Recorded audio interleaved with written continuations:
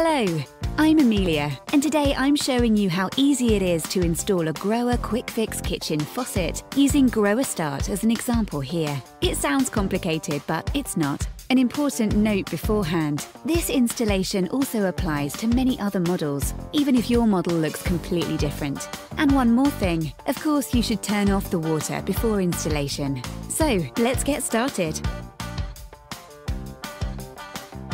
First, let's check what's in the box.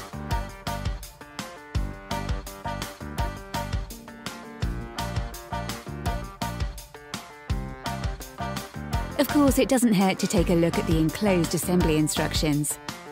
Using the QR code, you'll find further important information and eventually the installation video. To install your new faucet, all you need is an adjustable spanner or a matching spanner. Let's get started then. First, you have to slide this black gasket over the hoses so that no water can flow between a tap and a sink later. Then insert carefully. Ready. Now slide the fastening over the fastening bolt under the wash basin with the rubber holder facing upwards. Then simply hand tighten until the faucet no longer twists on the wash basin.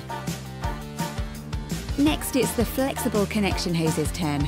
These already have an integrated seal and can be easily connected directly to the angle valves. The right-hand hose is always for cold water and is also connected to the right-hand angle valve, as the cold water connection is located there. The left-hand hose is for hot water and goes to the left-hand angle valve. You simply place the screw connection on the thread and turn it hand tight until it stops on the thread of the angle valve. Then tighten firmly with the spanner until the connection is tight. Make sure that the hoses do not become kinked or twisted. It's best to hold the hoses by hand or with a suitable tool when tightening them.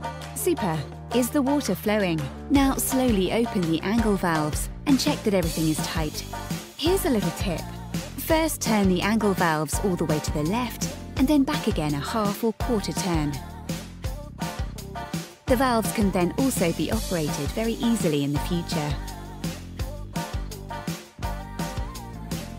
And now you can test your new faucet. Done! Not so hard after all, right?